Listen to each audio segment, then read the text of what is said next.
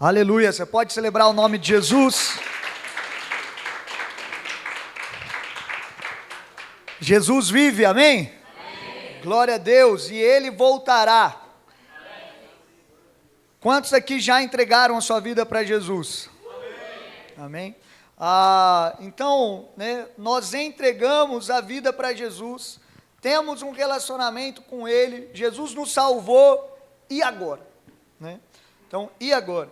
A obra da salvação, entregamos, encontramos, tivemos um encontro com Cristo, e agora, a partir disso, nós temos um estilo de vida. E aqui nós temos a mesa. Hoje a mesa está posta, nós vamos ceiar no final dessa reunião, amém? E isso daqui aponta para nós um estilo de vida novo agora. Quando nós estávamos antes de Cristo, você está aqui comigo? Antes de Cristo, nós tínhamos uma vida, nós tínhamos um lifestyle, nós tínhamos uma maneira de viver, uma maneira de pensar, uma maneira de agir, mas o fato é que Jesus ele veio agora para realmente nos reconciliar. Diga comigo, reconciliar. Nos reconciliar com Deus, com o plano de Deus, com a história de Deus, um relacionamento com Deus, e depois de nós termos entregue a nossa vida com Jesus, irmão, não acabou. Então depois de nós entregarmos a vida para Jesus, não é um fim, é apenas um novo começo. Você está aí? Quando nós entregamos a vida para Jesus, nós temos um novo começo. Fala comigo, um novo começo. E aí você vai lembrar já de músicas, os crentes já, a galera que é crente já começa a lembrar das músicas, Uma nova história Deus tem para mim. Cadê os fãs do Fernandinho aí? Lembra do Fernandinho ou não? Um novo tempo Deus tem para mim. Vamos lá, meu irmão, ajuda eu aí.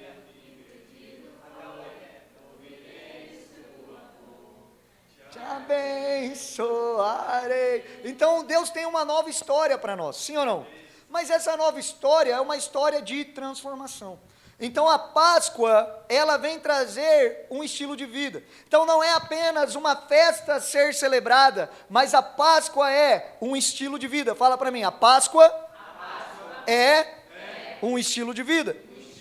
Então agora eu queria que você abrisse sua Bíblia comigo, para nós entendermos sobre isso, em Êxodo capítulo 12, versículo 1 ao 14, mas ao abrir a sua Bíblia também abra junto o seu coração, amém?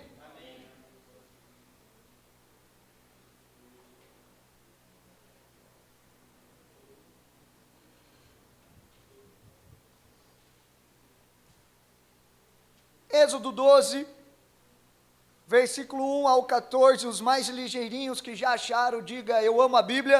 Eu amo a Bíblia. Os que são meio atrasados e não achou ainda, fala, me ajuda Jesus.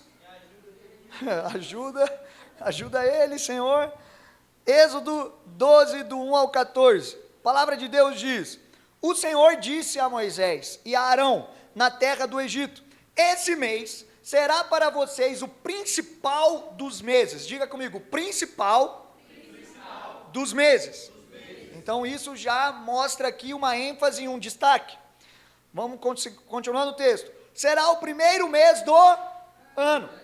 Falem a toda a congregação de Israel, dizendo, no dia 10 deste mês, cada um tomará para si um cordeiro, segundo a casa dos pais, um cordeiro para cada família, um cordeiro para cada casa. Versículo 4, mas se a família for pequena para um cordeiro, então o chefe da família convidará o seu vizinho mais próximo, conforme o número de pessoas, conforme o que cada um puder comer, por aí vocês calcularão quantos são necessários para o cordeiro. O cordeiro será como que deve ser o cordeiro? Sem defeito, macho de 1 ano, podendo também ser um cabrito. Vocês guardarão o cordeiro até o 14º dia desse mês, e todo o ajuntamento da congregação de Israel o matará quando? No crepúsculo da tarde. Você já começou a ver uma semelhança aqui? Sim ou não? Matará no crepúsculo da tarde, num dia certo, determinado, versículo 7, pegarão um pouco do sangue e o passarão nas suas ombreiras, e na viga superior da porta, nas casas em que o comerem. E naquela noite comerão a carne assada no fogo, com pães sem fermento e ervas amargas. Não comam do animal nada cru, nem cozido em água, porém assado ao fogo, a cabeça, as pernas e as vísceras, comer por completo. Não deixem nada do cordeiro até pela manhã. O que, porém, ficar até pela manhã, queimem. Versículo 11. Não é só comer, mas tem uma forma. Versículo 11. É assim que vocês devem comê-lo, já prontos para viajar, com as sandálias nos pés e cajado na mão. Comam depressa, é a Páscoa do Senhor. Olha só, versículo 12. Porque naquela noite passarei pela terra do Egito, e matarei na terra do Egito todos os primogênitos, tanto as pessoas como dos animais, e executarei juízo sobre todos os deuses do Egito. Eu sou o Senhor. Versículo 13. O sangue será um sinal, para indicar as casas em que vocês se encontram. Quando eu vir o sangue, passarei por vocês, e não haverá entre vocês praga destruidora, quando eu ferir a terra do Egito. Versículo 14. Esse dia lhe será por memorial.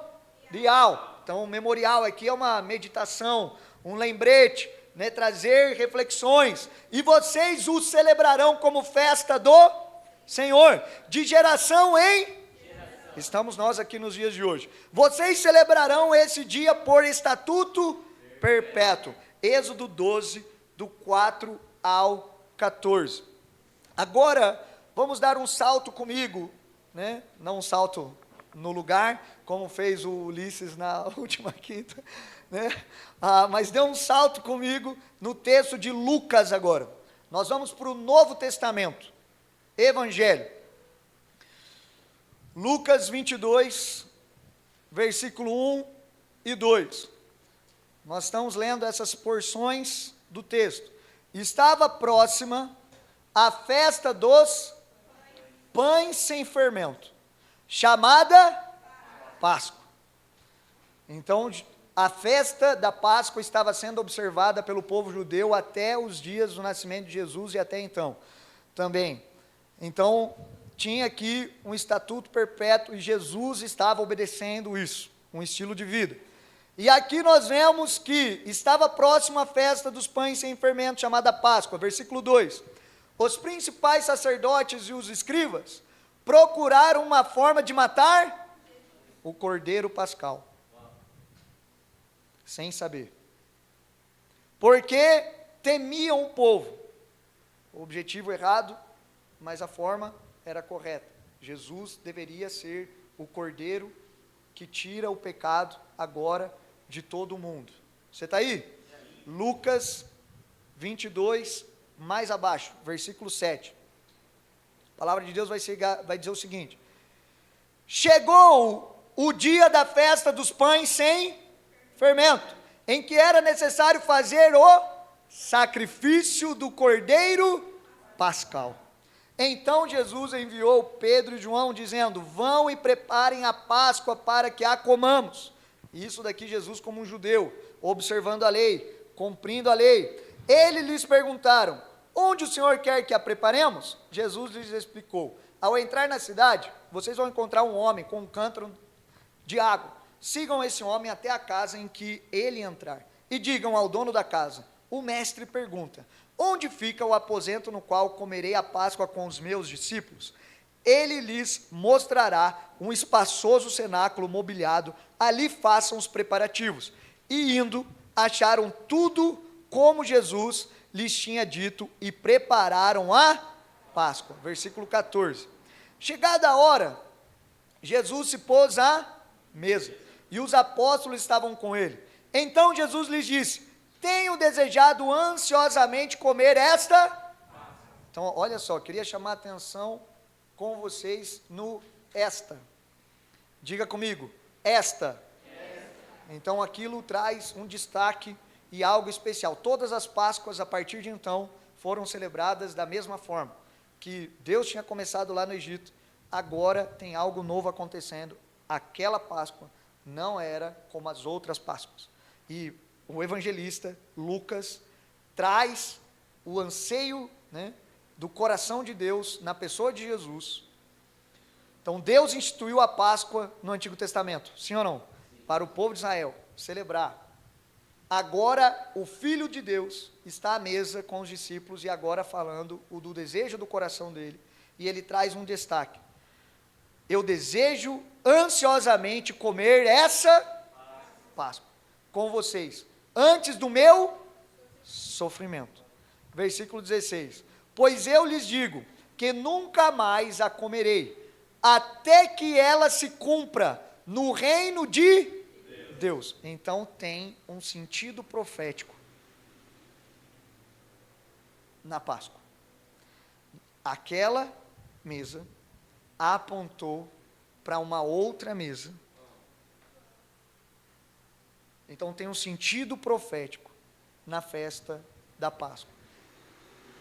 Desejei comer essa Páscoa com vocês, antes do meu sofrimento, pois eu lhes digo que nunca mais a comerei, até que, diga comigo, até que ela se cumpra no reino de... Então aquela Páscoa não terminou. Ela vai se cumprir. Você está aí?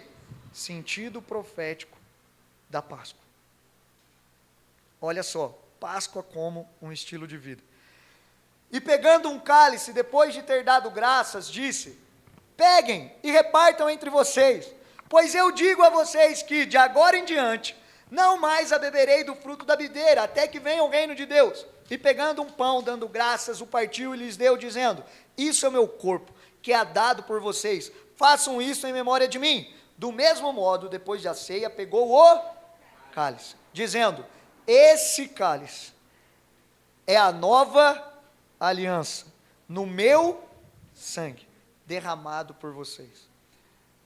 Aqui nós temos a Páscoa como uma celebração judaica, instituída por Moisés, lá no Antigo Testamento, seguindo uma ordem do próprio Deus. O significado da Páscoa, para nós cristãos, os discípulos de Jesus de hoje, está diretamente ligado à sua morte e também à sua ressurreição. Mas a Páscoa, ela aponta para nós um estilo de vida, e é sobre isso que eu quero trazer hoje para nós. A primeira Páscoa que aconteceu na história da humanidade, ela aconteceu no mês de Abib, que seria o mês de abril para nós. Posteriormente chamado de Nissan, que corresponde ao período de março e abril no nosso calendário, diferente no calendário do povo judeu. Você está aqui comigo? Sim. Quantos estão aí comigo ainda? A palavra Páscoa, em hebraico, ela significa passash, que é o passar por cima. E esse significado, ele faz referência à 10ª praga que Deus enviou para libertar o povo de Israel da escravidão do Egito. Naquele episódio, o povo de Israel no Egito, Deus ele pede para que o povo de Israel sacrifique e imole um cordeiro pascal. E ele pegar aquele cordeiro que foi imolado, nós vimos que tinha que comer o cordeiro todo. Se não comer e assar ele por completo, não deu tempo, asse ele, mas queime ele por completo. Tinha uma forma de comer, não era de qualquer jeito. Tinha que cingir os lombos, tinha que estar com a sandalinha no pé, cajado na mão e pronto para viajar. Não era comer de qualquer jeito, mas aquilo apontava para uma urgência. Você está aí? Um jeito certo de se viver Páscoa, de se comer a Páscoa, um estilo de vida de urgência. Quero sair logo do Egito, quero realmente experimentar do reino de Deus. E aquele sangue daquele cordeiro também tinha que ser passado no batente da porta, nos umbrais da porta das suas casas, onde o anjo da morte iria passar por todo o Egito, e se não tivesse o sangue na porta das casas, inclusive dos judeus, o que aconteceria? O judeu não obedeceu. O judeu não tinha caminhado em obediência. Então até para ele viria a morte e juízo. Você está aí? O que livrou o judeu não foi a vida do judeu, mas foi a vida do cordeiro.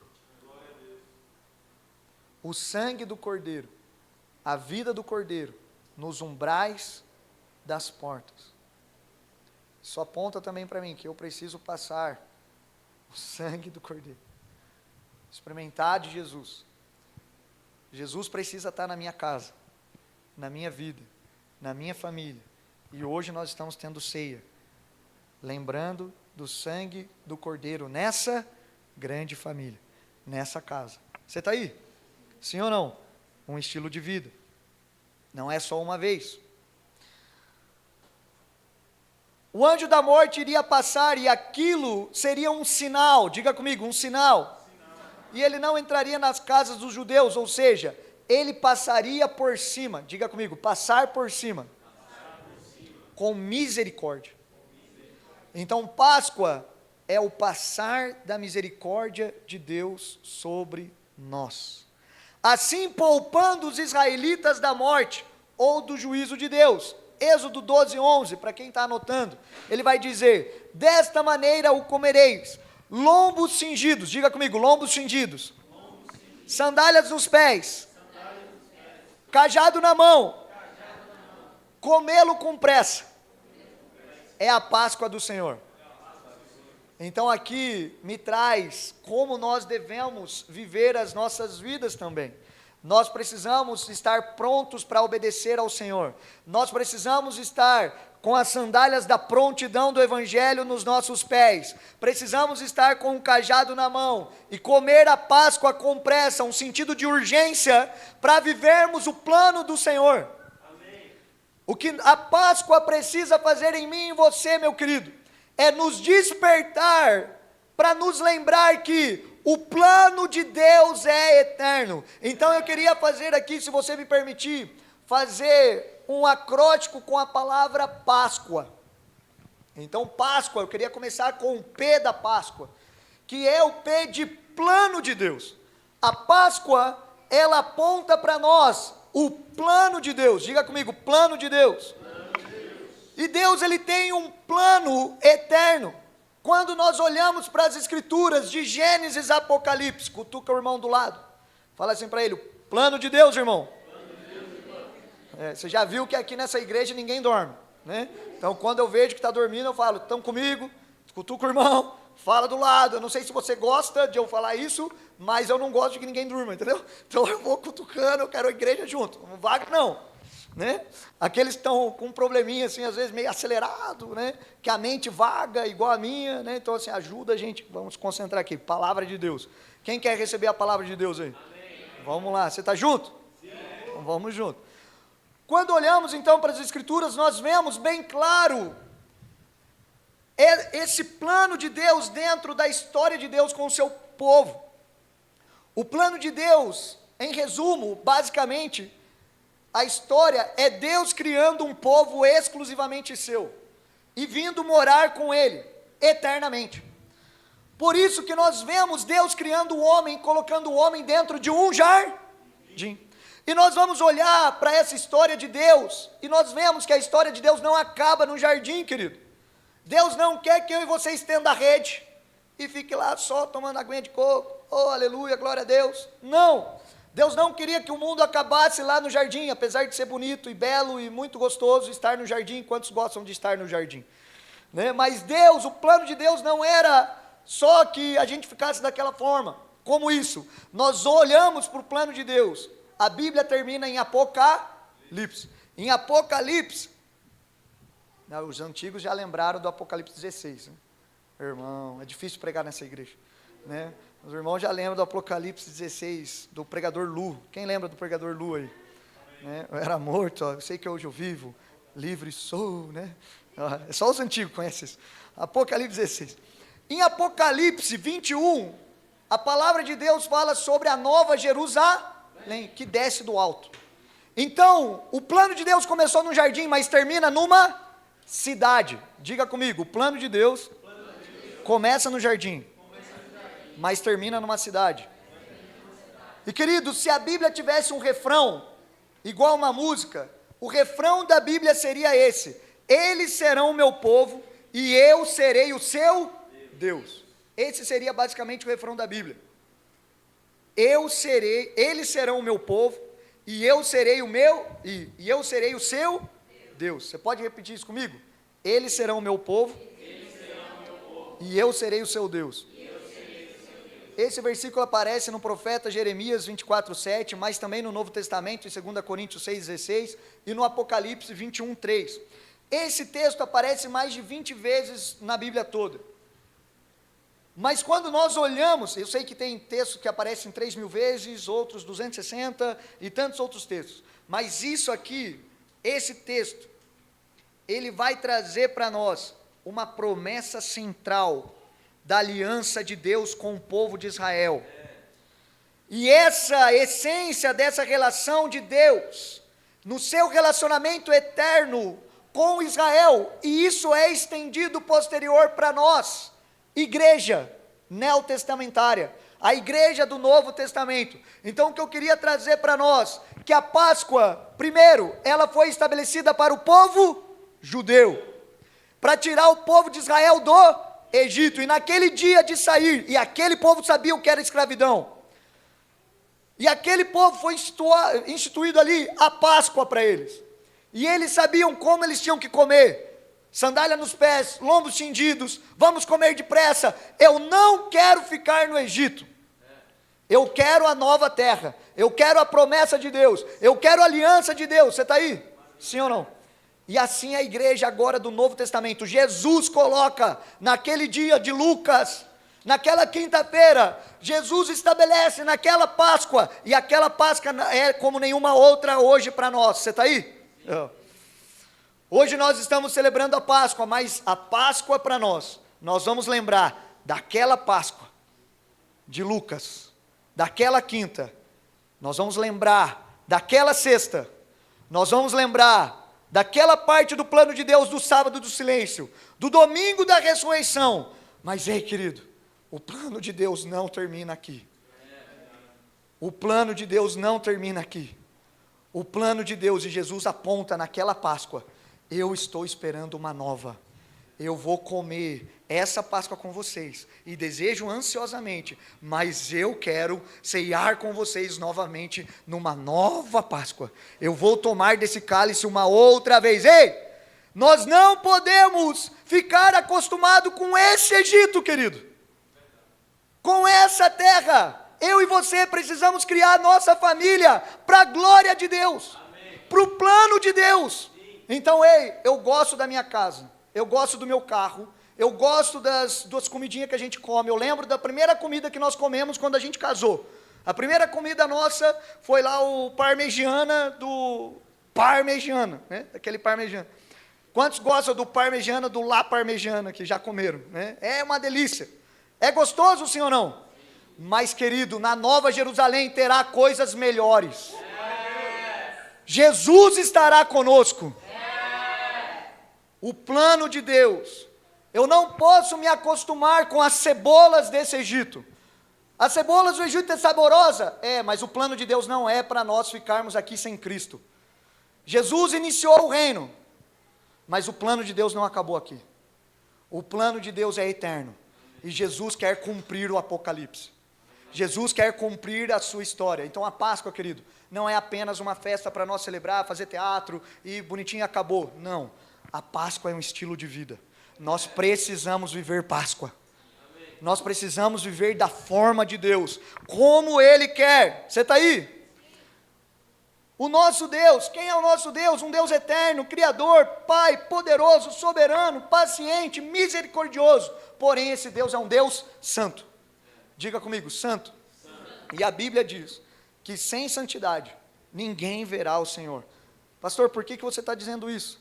Porque a história de Deus, nessa criação, nós vemos que o casal e a família escrita nas Escrituras, Adão e Eva, nossos pais, eles pecam.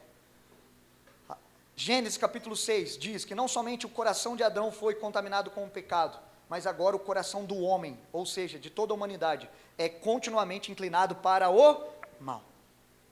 Então, querido, você é bonitinho, você é membro dessa igreja, você toma banho. Hoje todas as meninas vieram, a maioria delas de vestido. Tá? Eu olhei lá e falei assim, Jesus, né? É realmente a roupa da Páscoa. Né? Aí eu olhei, a minha filha estava com a roupa da Páscoa, as duas, né? As duas estão de vestido. Eu falei assim, pronto, a gente tem uma roupa de Páscoa agora, né? Então, ó, até o Pablo veio com a roupa de Deus hoje ali, ó, tá chique o menino. Então assim, nós estamos lindinhos, né? Bonitinhos, cheirosinhos, quem tomou banho? Né?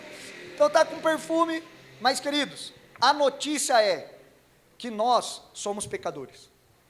A notícia é que você se converteu, sim ou não? Mas a sua carne não. A notícia é que você entregou a sua vida para Jesus, mas a sua carne continua sendo inclinada para o mal. Você ainda precisa de Páscoa. Você ainda precisa de Jesus. E não é só uma vez, é todos os dias, até que Ele venha.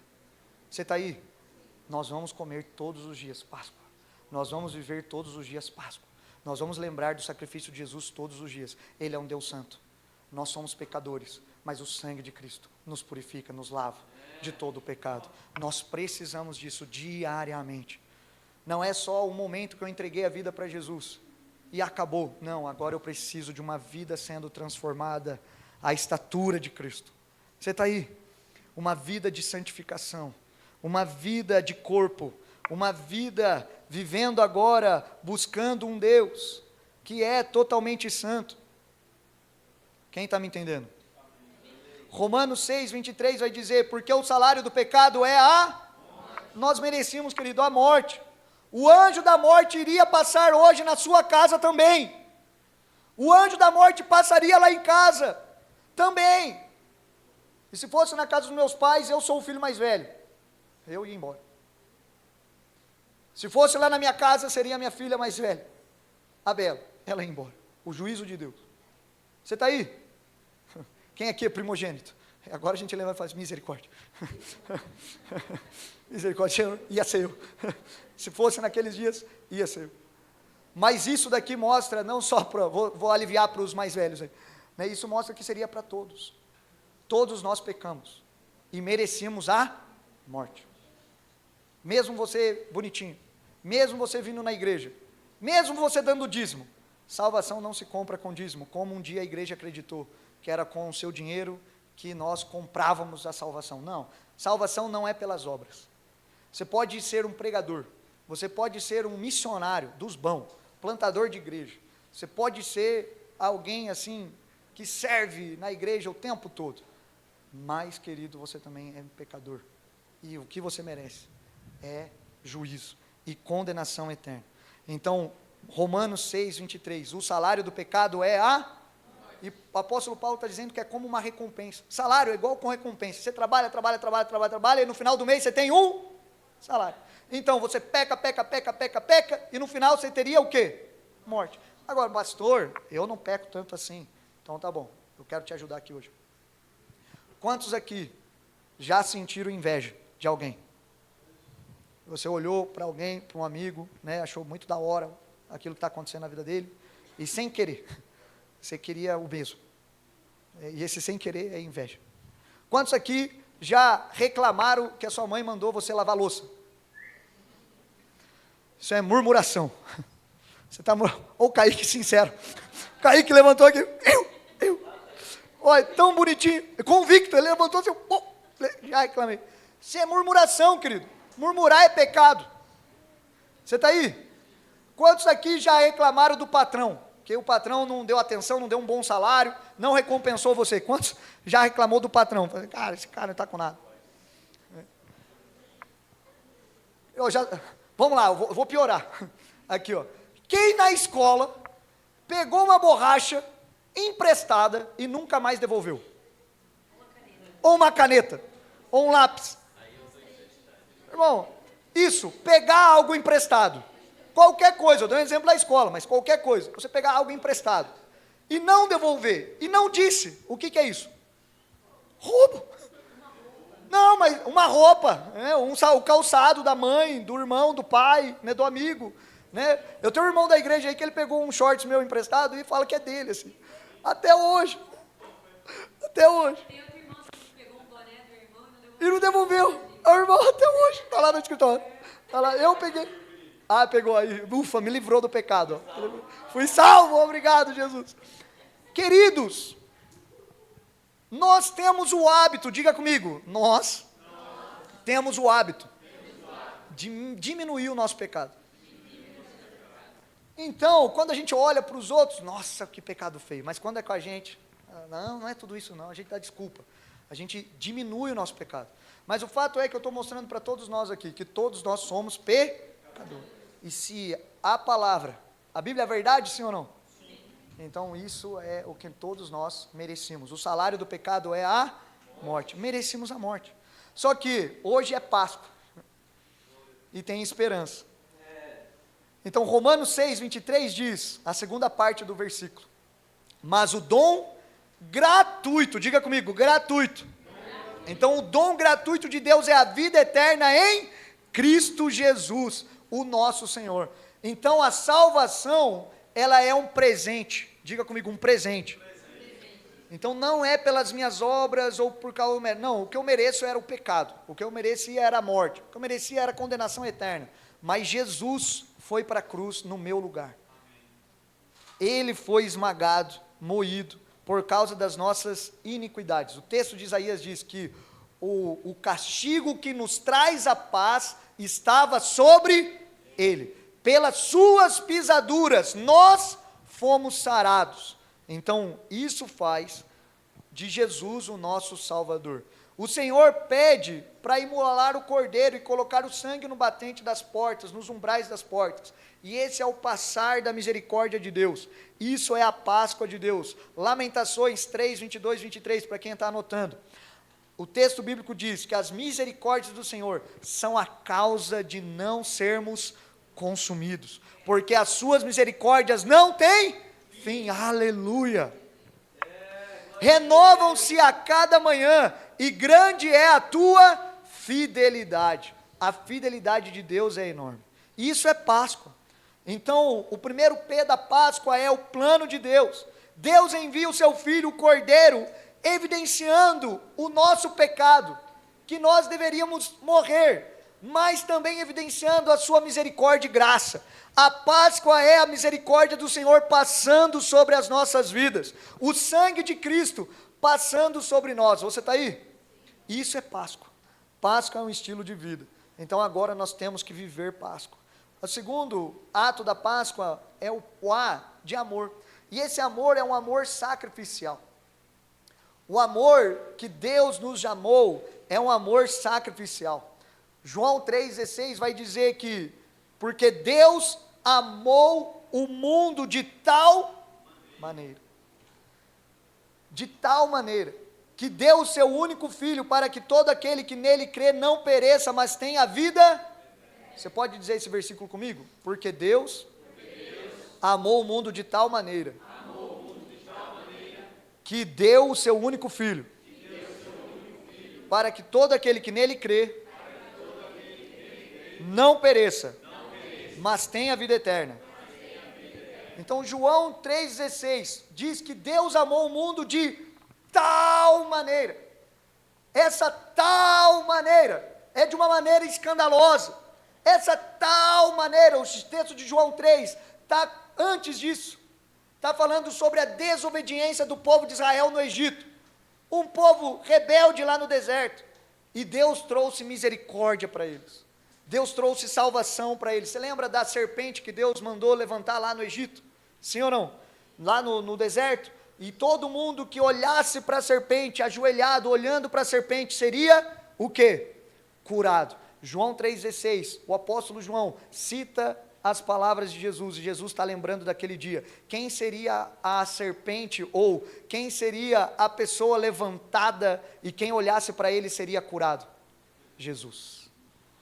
Jesus estava sendo apontado para aquela serpente que gerou cura no deserto. A mesma forma, daqueles que olhassem para aquilo receberiam cura. Ei, o amor de de Deus estava sendo expresso na pessoa de Jesus por mim, por você. A palavra amor aqui é ágape, apontando esse amor sacrificial. E por que Deus fez isso? Porque Ele amou. Ele teve escolhas. Amor não é um sentimento. Amor não é uma emoção. Amor, ele demonstra em decisões e atitudes. E na sexta-feira, quem assistiu o filme do Mel Gibson? Né, eu assisti um filme lá junto com a galera, depois assisti em casa sozinho. Estava tendo batalha espiritual lá em casa, então eu tive que voltar, né, para socorrer a minha esposa. Me senti um herói, querido, me senti um herói. Que ela ligou, mandou mensagem, falou, volta, me ajuda. Aí eu voltei, os demônios saíram, né, ficou todo mundo em paz, a filha dormiu. Eu falei, meu Deus, dormi aquele dia me sentindo como Cristo. Mas aquilo, a paixão de Jesus, o castigo que nos traz a paz que estava sobre ele, foi a forma que Deus expressou o seu amor.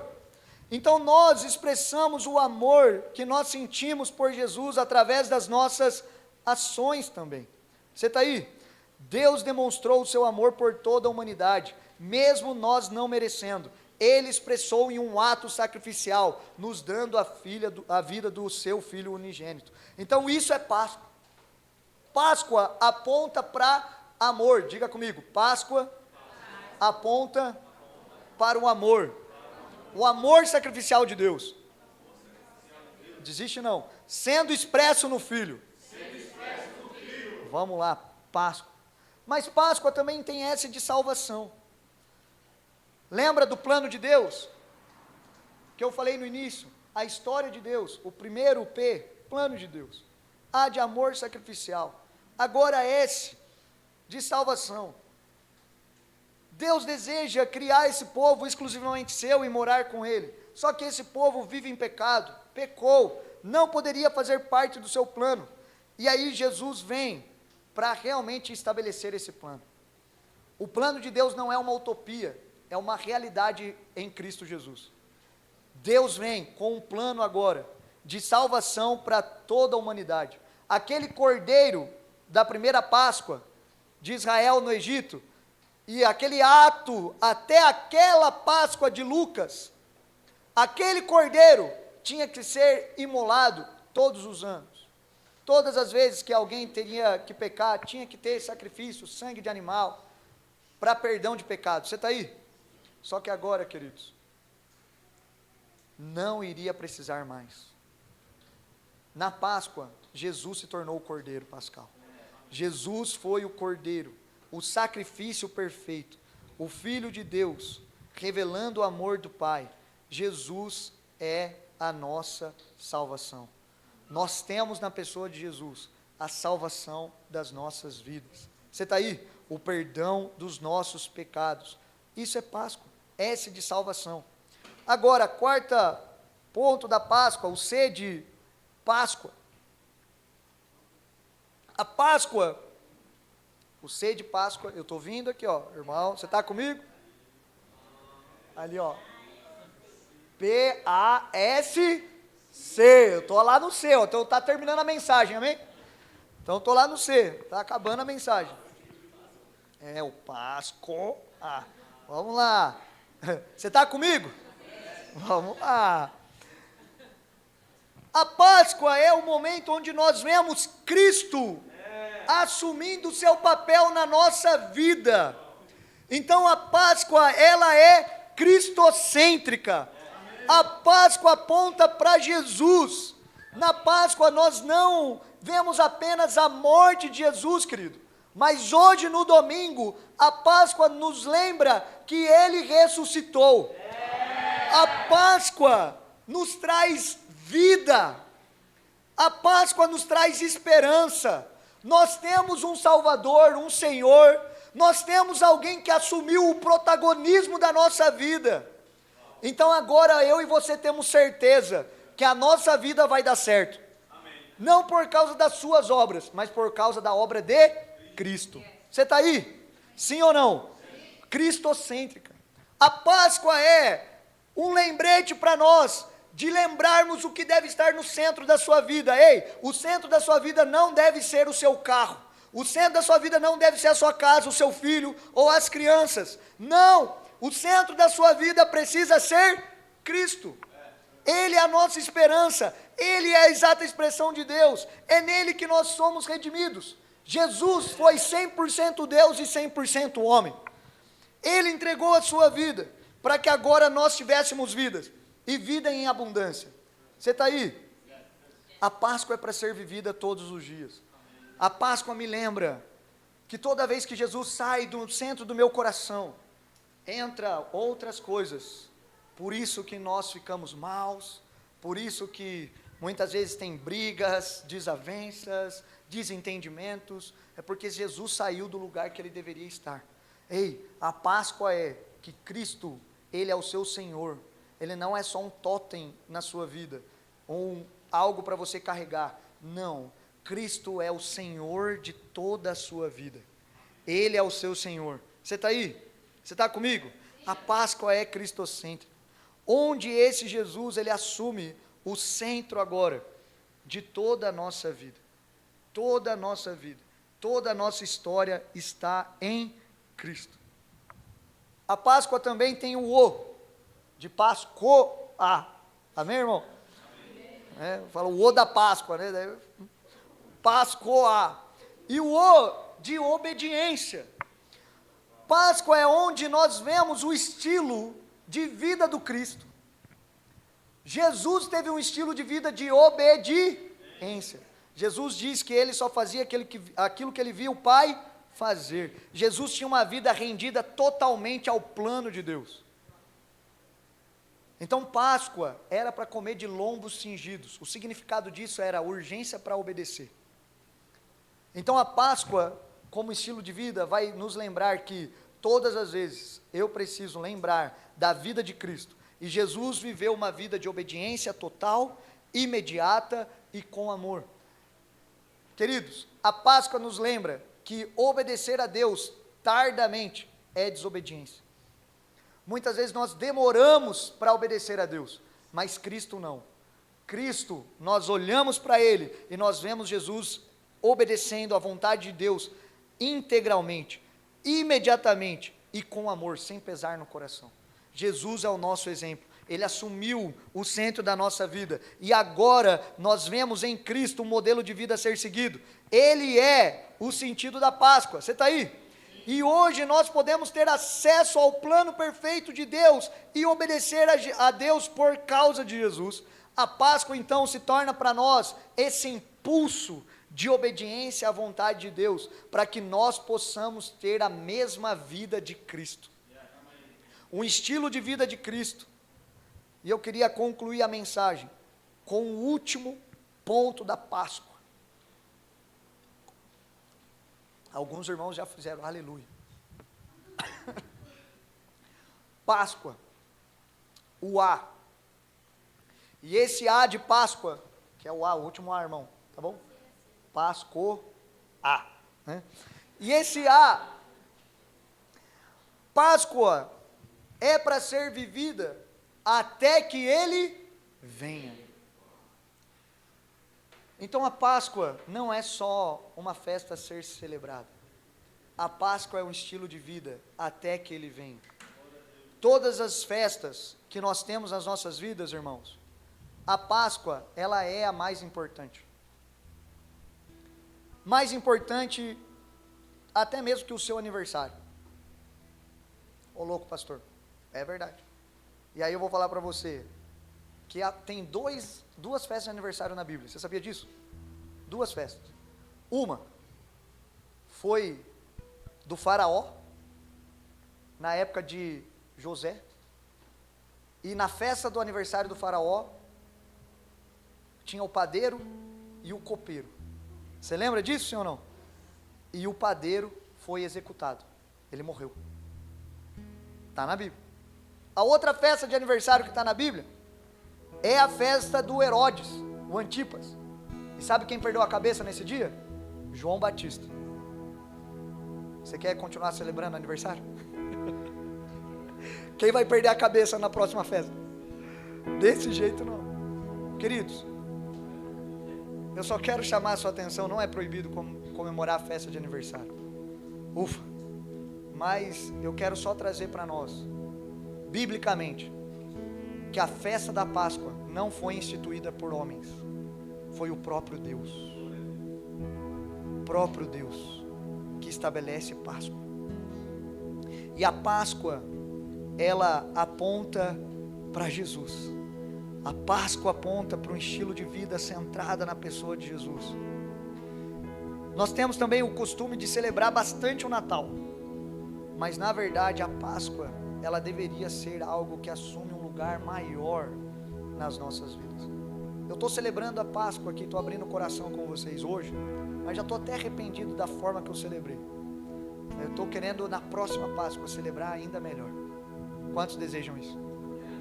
A gente fazer uma festa maior de Páscoa, lembrando de Jesus, onde nós vamos comemorar ainda mais. Queridos, na Páscoa, Jesus comeu aquela Páscoa, Jesus estava inaugurando na sua vida o seu novo reino. Diga comigo, reino de Deus.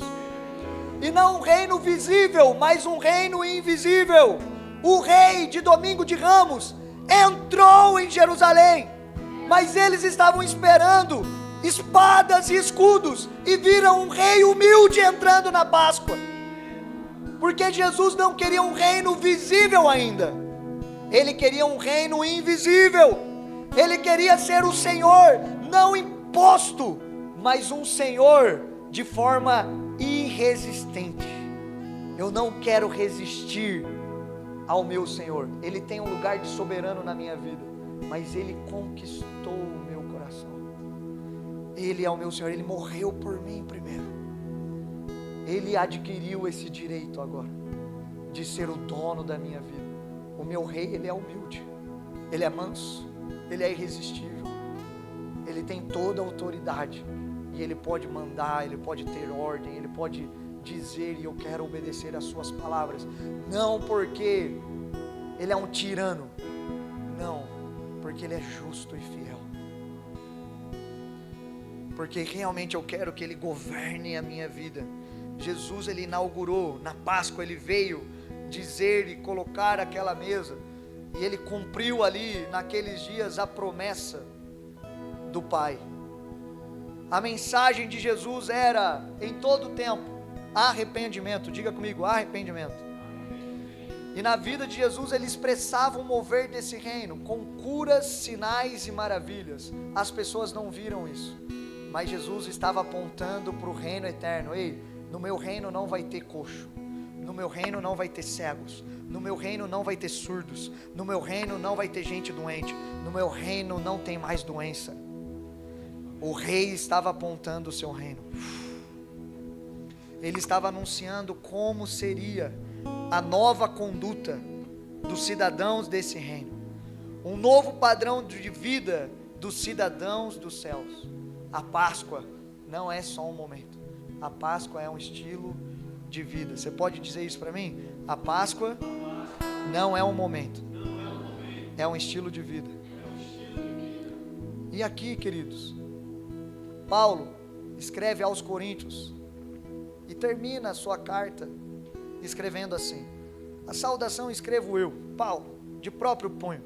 Se alguém não ama o Senhor, esse Senhor seja anátema, ou seja, amaldiçoado. Maranata. E ele termina com um ponto de exclamação. A carta foi escrita toda em grego, o Novo Testamento foi escrito em grego, mas essa palavra que Paulo escreve na última palavra de Coríntios, que é o texto que a gente lê de ceia, Paulo termina aquela carta falando Maranata, uma palavra em aramaico. E essa palavra em aramaico, ela significa três coisas independente do seu contexto. Maranata, ela significa o Senhor veio, referente ao passado. Mas Maranata significa o Senhor virá, olhando para um tempo futuro e profético. Mas Maranata também é um clamor, e Paulo termina aquela carta falando Maranata, E a terceira coisa da palavra é: o Senhor vem, ou ora vem, Senhor, significando um clamor profundo da alma. Então Maranata é: o Senhor veio. Ceia, Páscoa, o meu Senhor veio. O Senhor virá, apontando para um tempo profético dos últimos dias. Mas Maranata também quer dizer: ora vem, Senhor, o clamor dos dias atuais. Então Páscoa não é apenas um momento, mas Páscoa é um estilo de vida onde eu e você vamos assumir um papel nos nossos dias, onde o nosso anseio vai ser: ó Senhor, Maranata, o Senhor veio, o Senhor virá. Mas Senhor, se fosse hoje, ora vem, Senhor. Maranata, ora vem, Senhor. O apóstolo João termina escrevendo o livro de Apocalipse 22:17, dizendo uma nova identidade para a igreja dos últimos dias. E ele diz que o Espírito e a noiva dizem: vem. O Espírito e a noiva diria Maranata. O apóstolo João aponta para a identidade da igreja dos últimos dias como uma noiva. E a noiva vai dizer Maranata.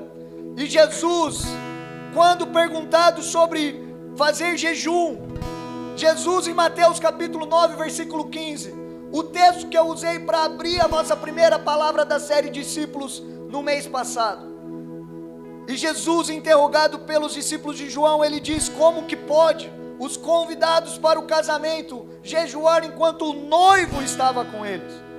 Mas dias virão em que o noivo vai ser tirado e eles vão jejuar. Queridos, Jesus e João estavam falando de um novo aspecto da igreja do fim. E a igreja do fim não vai ser apática, a igreja não vai ser indiferente, a igreja não vai ser incrédula, a igreja não vai ser imatura, a igreja vai ser uma noiva madura.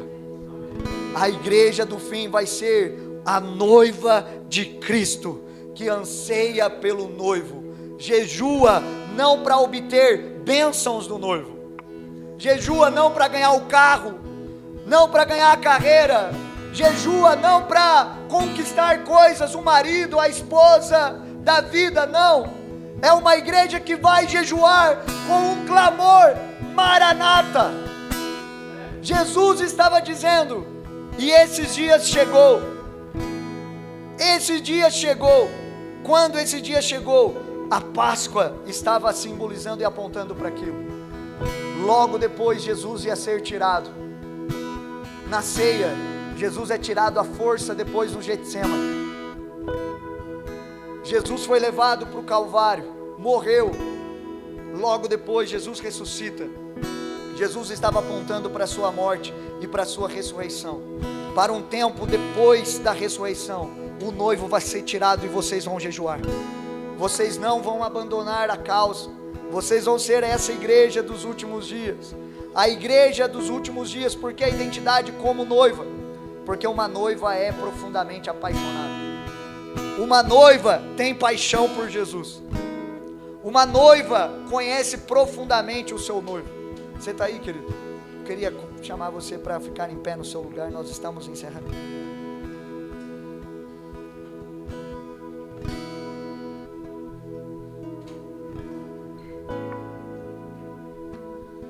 A Páscoa é hoje, a ressurreição de Jesus. Mas aqui eu queria apontar para nós como igreja, que a Páscoa para nós precisa ser um estilo de vida da noiva de Cristo, que vai clamar: Maranata. Eu não vou viver a minha vida para a minha glória, eu vou viver a minha vida para o plano de Deus. A minha vida aqui nessa terra vai apontar para o plano eterno de Deus. A minha vida aqui nessa terra vai apontar para o amor sacrificial de Deus, expresso em Jesus Cristo. A minha vida aqui nessa terra vai apontar para que existe um Senhor, Salvador, e Ele é o Senhor da minha vida. A minha vida aqui nessa terra vai apontar sempre para Cristo. Ele governa o meu coração. E a partir desse momento eu quero obedecer a Cristo. E eu quero crescer na minha paixão até que Ele venha. Eu quero viver isso como estilo de vida, expressando a minha saudade pelo noivo. Eu quero jejuar, eu quero orar, eu quero participar do plano de Deus, como um clamor maranata. Eu quero olhar hoje, Jesus ele veio, mas eu quero ora vem, Senhor. Ele vai vir, mas eu quero ora vem, Senhor. Maranata. Eu queria que hoje você tomasse da ceia com esse sentido. Jesus instalou a ceia e ele colocou a ceia na história da igreja, apontando para isso. Ceia é o momento que nós lembramos daquilo que ele fez, mas daquilo que ele ainda vai fazer. Maranata, ora vem, Senhor Jesus. Enquanto isso, feche seus olhos no seu lugar. Reflita sobre a mensagem enquanto nós cantamos essa canção.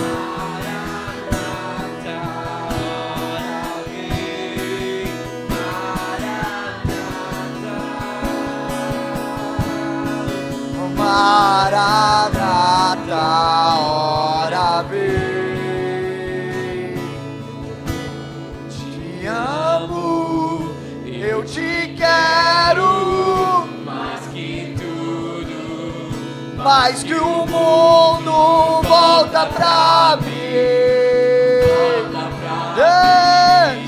Volta pra mim. Vamos. Eu te amo, eu te quero. Sim, Senhor.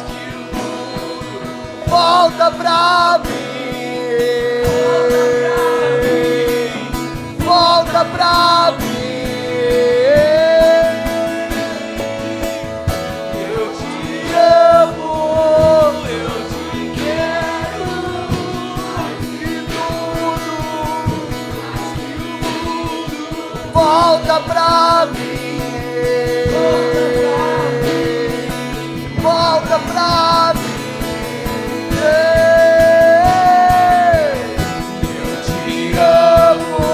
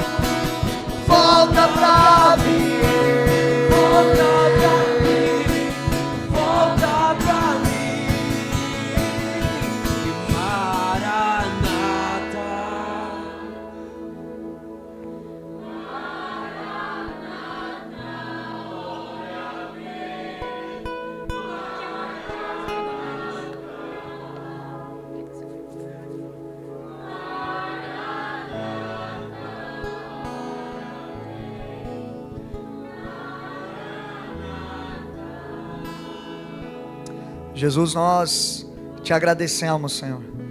Te agradecemos pelo teu corpo que foi partido por nós. Obrigado, Senhor, pelo teu sacrifício.